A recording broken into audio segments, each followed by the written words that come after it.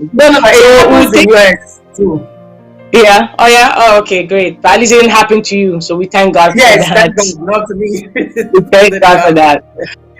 All right. So we'll take a very short break, and we'll be right back.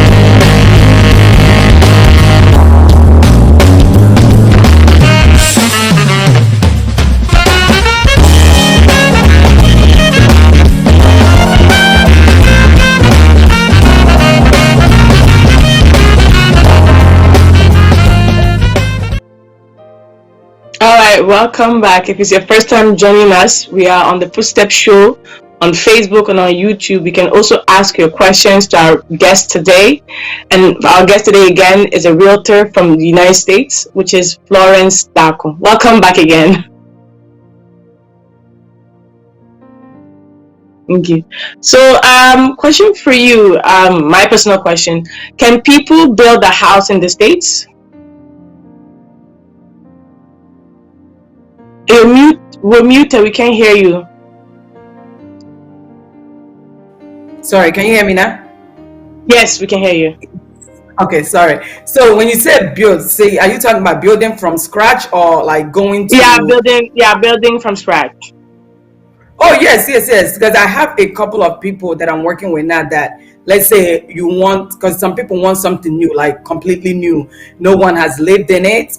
So we'll go to like a builder and then you buy a lot and then kind of they will tell you what goes in it. Some of them already determine what will go inside of it, but some you can pick out. Like let's say you want all white cabinet, you want granite top, like whatever the case might be, or like you want everything to be changed.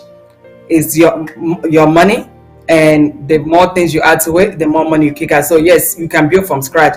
I think even in this market, mostly people have been dealing with now prefer to build from scratch because with the way the market is, it's like a competition war.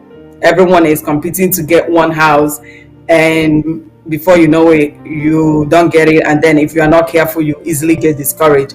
So I say if you have the money and the funds, then building from scratch is the way to go.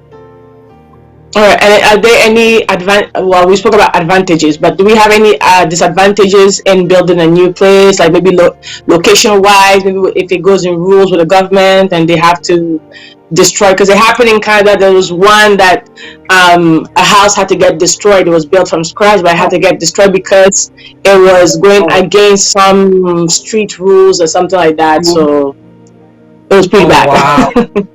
Yeah, Wow, that's yeah.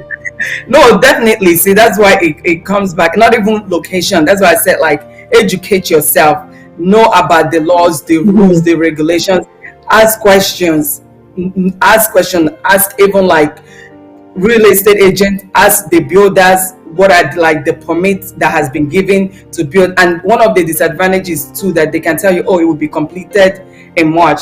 Let's say they go out to buy something that is needed in the house and is out of stock, or they need to reorder it. Now, let's say you in your mind you're thinking you are moving into your new home in January, it can be pushed back to March. And another disadvantage that I've run into that with some of my buyers is you can go to buy something in the market, the price have gone up, and they can come back to say, oh, we need to change the price that we quoted you. So that become like really, like, no. But that's some of the advantage, and that's why I say, like, educate yourself. Don't just go and because someone is building or a family friend referred you or one of your friends is building, you just go, "Oh, okay, let me just go and buy." You don't know if it's the lot is even good enough to hold the foundation of the house. You don't know if they have the permit that is required. So that's why I say do your research. Don't go do anything out of, because we do things sometimes out of emotions, excitement. Oh, Yeah. okay, this, oh, this is my dream house. Oh, this is my dream house. And you didn't even think to ask questions. And then, like you say, 2 months down the line, the government is saying, oh, now we have to destroy this property because there is something going on underneath it. Then you will come back and say, oh, well, the realtor didn't tell me, or oh, the buyer, the agent didn't tell me, or the builder didn't tell me. So prevention is better than cure. So ask questions, educate yourself, get knowledge before you leap into making any decision, because this is money that we are talking about. Is, I mean, unless there's no money that grows on tree. We are all working to get the Yes, money. yes. So so in that case, please, is invest wisely and make like sound decisions. Thank you. Can a person acquire more than one house in the States? You can have a primary residence and you can also acquire like an investment property, but depending, like, let's say you're a first time home buyer. See, some bank will Yeah. tell you that, oh, for this mortgage you have to, it has to be like first time home buyer there, like it has to be your primary residence. And even like some builders, let's say like you were asking about building from scratch, they can require you Hmm. like this be your primary residence. You can rent it out, which is fine with that. You can buy that and then live in it and also acquire a secondary investment property. So yeah, you can have one, two, three. I mean, I have a primary residence investment property, so you can have as much as you want.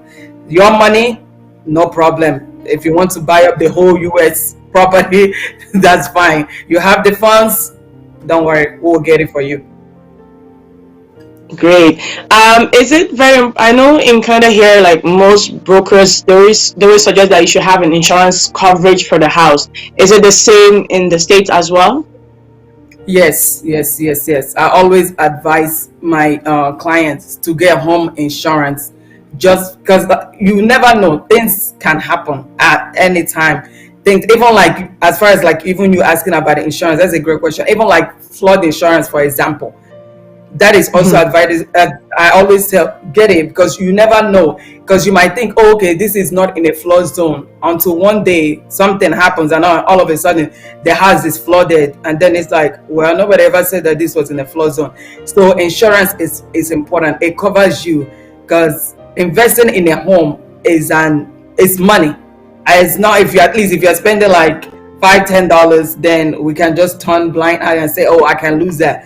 But when you are investing in property, especially in this market that things are going for like 300, 500, 400,000, you can afford to buy a home, and then tomorrow something happens and then you lose it. Nobody will be okay to just walk away. I mean, unless you're a billionaire, that might not be nothing. But an ordinary regular person, yeah, even me myself, I have insurance in my home, because you can never tell, anything can happen at any time. So be wise. Yes, get insurance, insurance, insurance, insurance. Get it. So, guys, very important to get insurance. It's very, very important.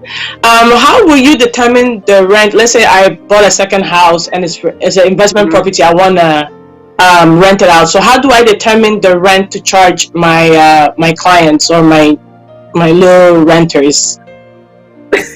That's a good question. Thank you, C. So the rent of a property typically, I don't know, maybe here in North Carolina, is between like 0.8% and 1.11% on your property value. So when, even myself, for example, I use me as a personal example. When, as far as rent is concerned, one thing I take into coverage is the mortgage I'm paying in the home. How much is the mortgage? How much am I paying in insurance? How much am I paying in like maintenance costs? And what are the amenities that is like in the compound, in the property area? Let's say you have pool, you have tennis court, you have a clubhouse whereby you don't have to rent out. Let's say you're having a bridal shower, baby shower, that they can use it. So I take that into like consideration as far as like how much you charge. And then you can also look online. That's why it's also important to like ask even like an agent to say, hey, can you pull up, do a comparison for me, or even pull up and see how much are the rents in the area, how much do people even charge. Or you yourself, you can even do like a little search, like you are trying to look for a rental property and see how much like a house down the street or two down the street is charging for rent. That kind of gives you like an idea of what to charge. And then you can also use equity in their home as a leverage as well to know what to charge. Because if you already have equity built up in their home, then you are not too much worried about how much you are charging. But make sure that it's actually comparable to what others are charging. Someone else cannot be charging 1,200, then you are charging 1,500. You will never get no one to live in that home. You will just be living in there by yourself. So make sure that it's like, not try to be too greedy and say, oh, I want to know. Make sure like if someone else is charging 1,200, you can charge 12,500. You can charge a little bit lower. Because me, even when I'm looking at Airbnb or I'm trying to like even rent out a room if I'm traveling, I always look and see how much are other people charging in that area to decide. I mean, there are other factors too, like reviews and stuff like that, but make sure that you are charging Yeah. things that are compatible to other houses. Don't go crazy and say, oh, let me charge 1,200. You will be being in that home by yourself. No, you won't even have no tenant coming.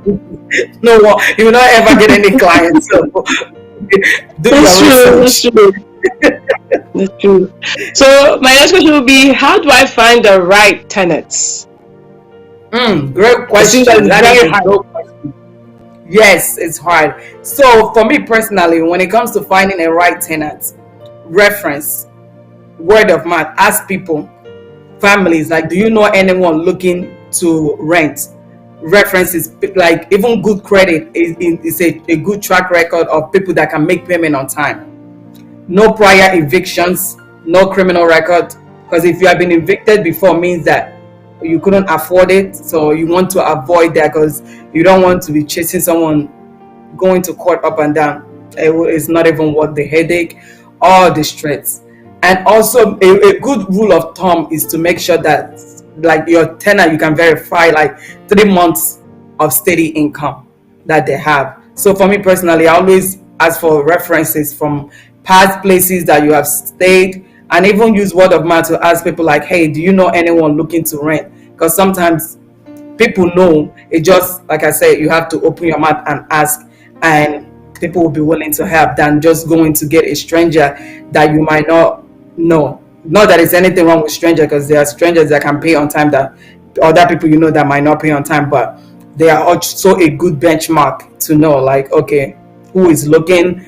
And just, but good credit score, no prior eviction, no prior criminal record, steady income of at least 3 months, and reference, and do your background check before you rent out to anyone, just for safety reasons and precautions. You don't want to be going to court back and forth trying to collect rent. It's not worth it. Trust me, I've been there. It's not worth it. Very true. Very true. So I know we touched base about building and buying. So what is the difference between the two? Someone will be asking, what is the difference between getting a property and then building it from scratch? So you can buy a property that someone else has already lived in. Let's say, for example, Mm-hmm. my house.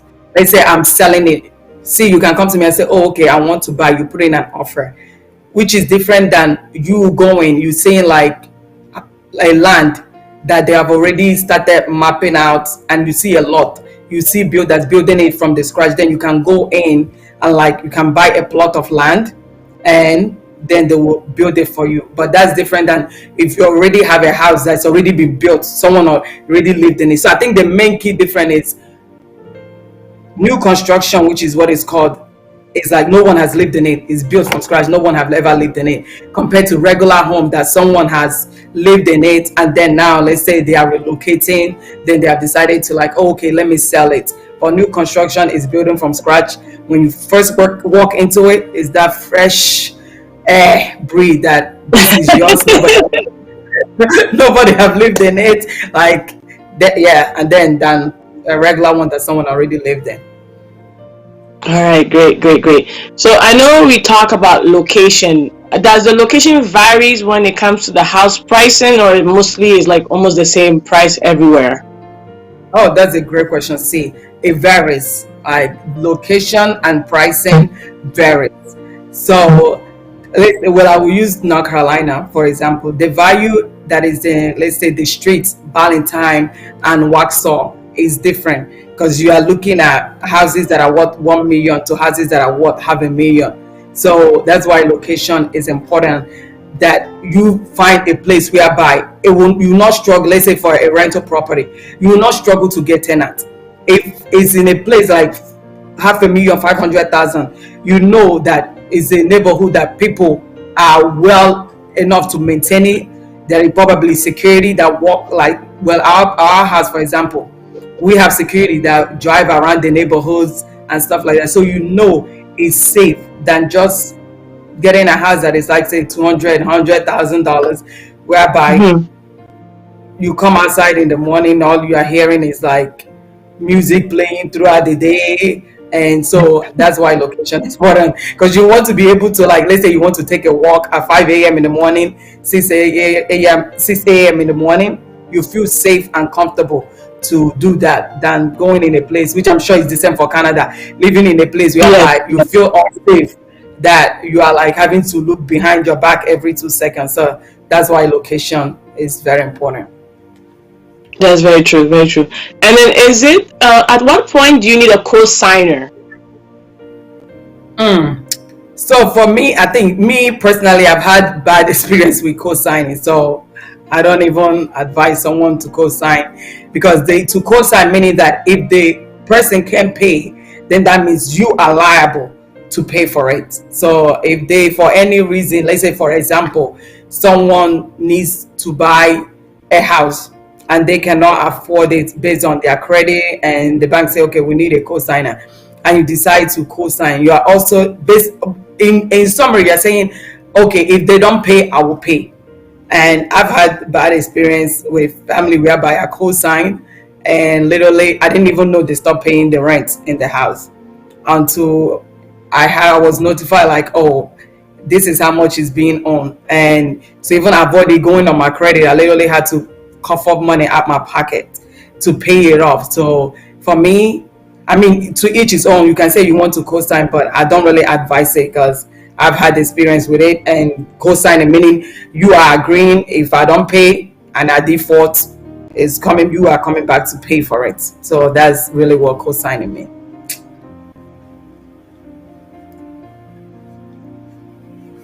Always the end, you need to get a home inspection. Is it very important to get a home inspection?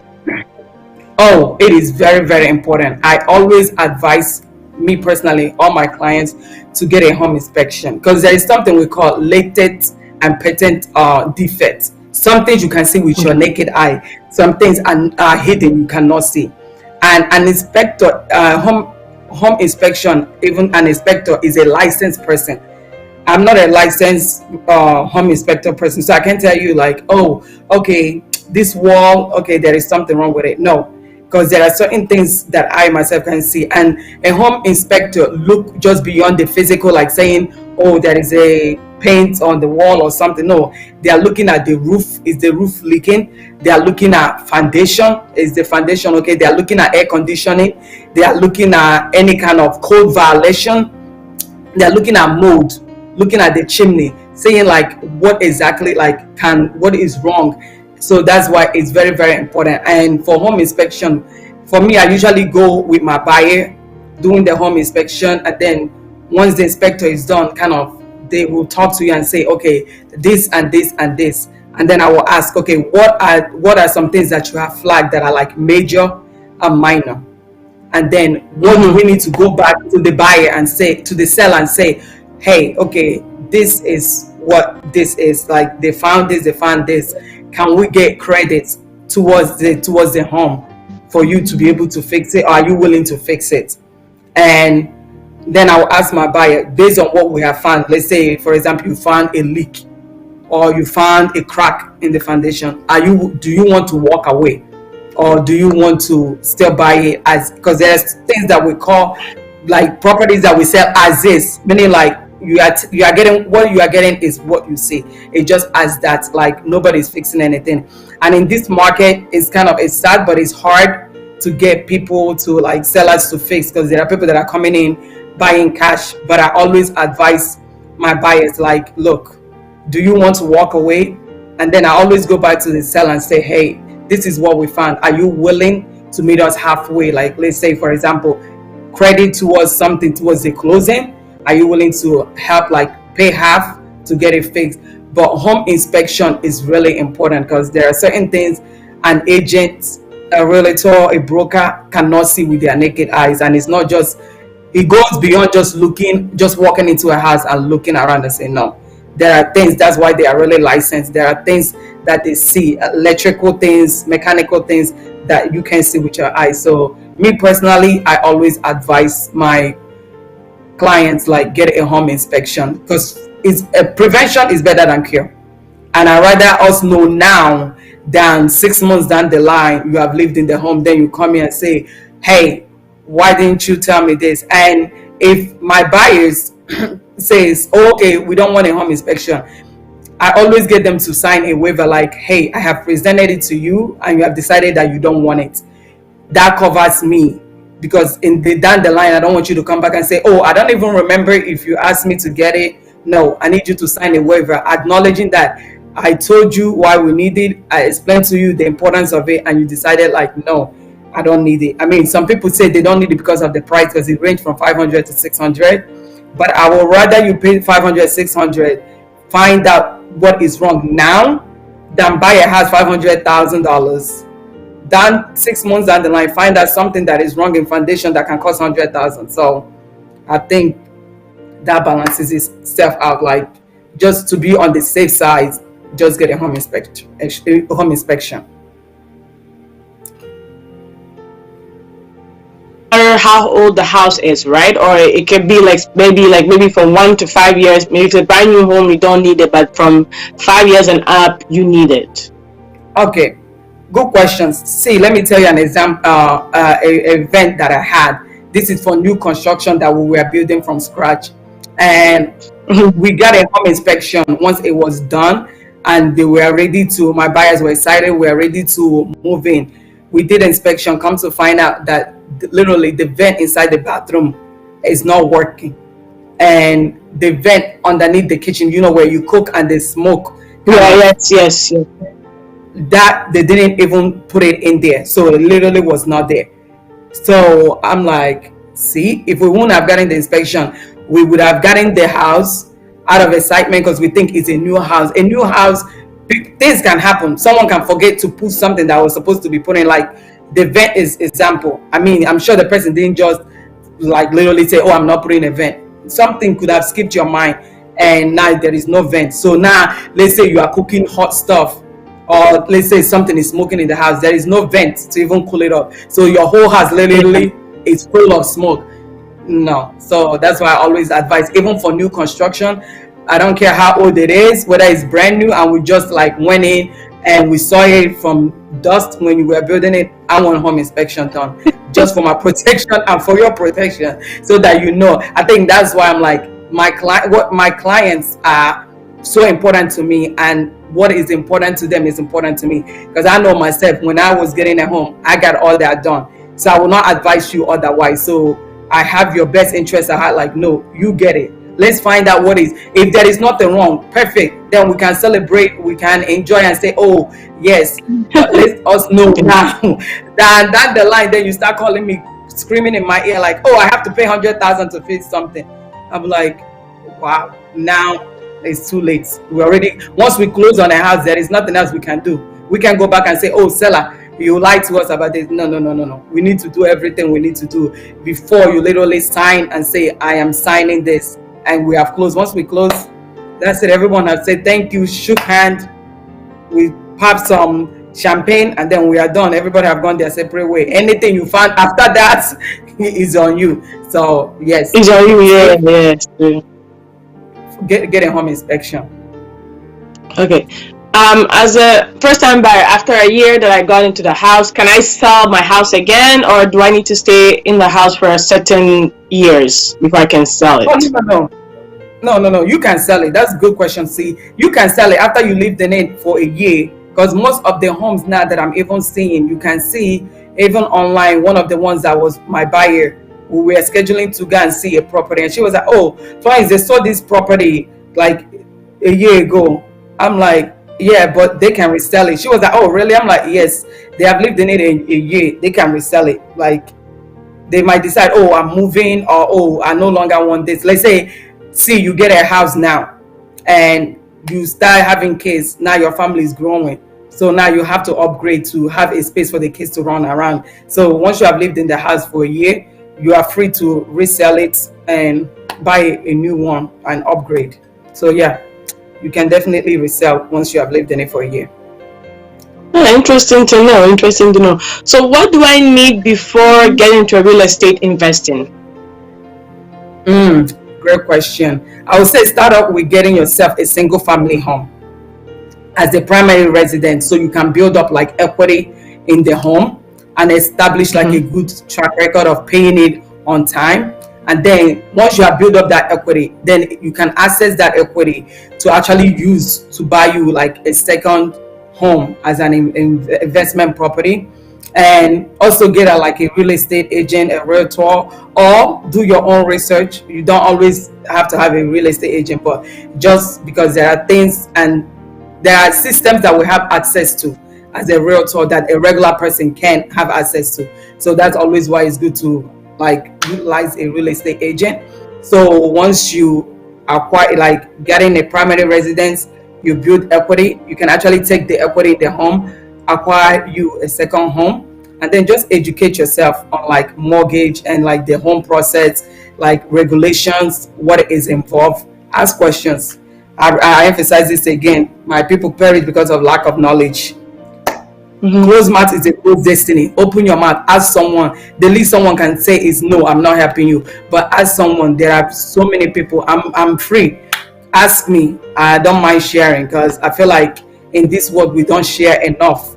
Like no. If you ask me if I know it, I will provide the answer. Even if I don't know it, I know people that know it. I will tell you, just give me a day. Let me do my research. Let me ask people in my environment, and I will get the information back to you. So, yes, you can definitely start investing in property. Just acquire you a primary residence, build equity in it, then just use the equity to just acquire a second property. All right, thank you. So, one question is, what is the very priority, like number one priority regulation that there is in buying a home? I know we touched base a bit, but is there like a very important one that people tend to forget, that, or they always like, okay, let me just close my eyes and just and pass it that I didn't know about this regulation. So is that didn't happen? Like, is there one priority people will like just brush it off and they know that they'll be in trouble because of that? No, I think like for North Carolina, like everything is open book. So especially when you're working with real estate agent, they will advise you to make sure, like as far as let's say for example, the road is concerned, who is maintaining the road? Are you paying for the road to be maintained? Common amenities, are you paying to getting maintained? And I always ask people to get like a survey. Let's say that you have a house now and then your neighbor has a fence. You need to make sure that that fence is not crouching over to your own house, because there is something called color of license, whereby if that Mm-hmm. is covering your property, let's say for 7 years, you have not said anything, at any point the person can just claim that property at that site as theirs. So you have covered your eyes, and just because it's your friend or your family member, they have literally mapped their fence into your own property and you don't say anything. So technically has become theirs. And then let's say now you have decided to sell your house and they do a survey and they come to find out that now your neighbor fence is into the property. The person will be like, no, it's either your neighbor break down the fence or I'm not buying it. And let's say they have already had that fence 7 to 8 years, and now you are trying to, and they say, oh no, I'm not bringing my fence down. Now you're having to go to court because you didn't say nothing in the first place. So always do a survey to make sure, so you can indicate where your boundary line is, where your home stop, where your property is, just to be wise. So don't close your eyes, open your eyes.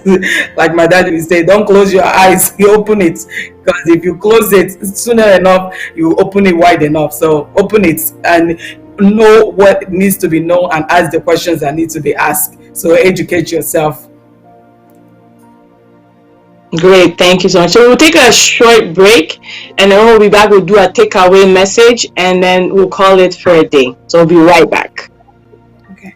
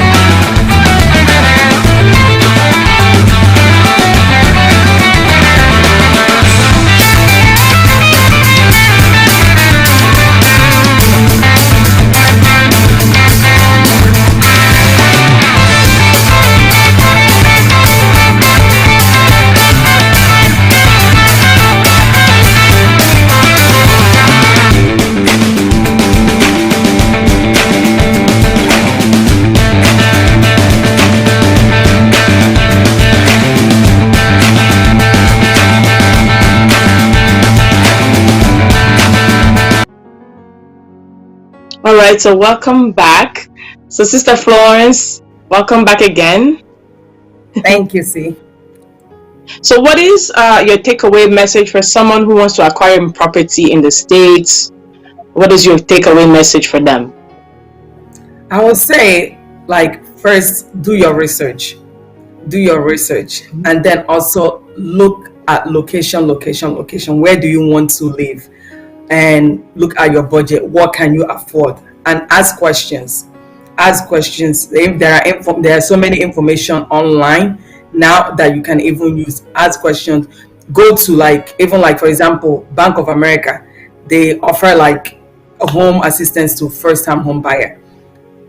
Go to lenders, see what our lenders offering, because there are lenders that are helping out with, like, for first time home buyer, and then see what you can afford. And then, to me, I say ask questions until you can't ask anymore, and acquire you a realtor or a real estate agent to work with you and help you make sure that you are making the right decision.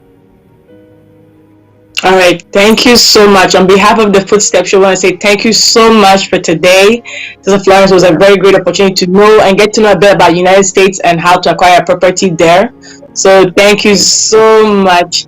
And I'm pretty sure we'll get your contact so we can post it out there for our cherished viewers in case someone wants to contact you. So we'll get it from you. We'll post it on our platform. Thank you so much again. Thank you so much. Really do appreciate it. Thank you. Thank you.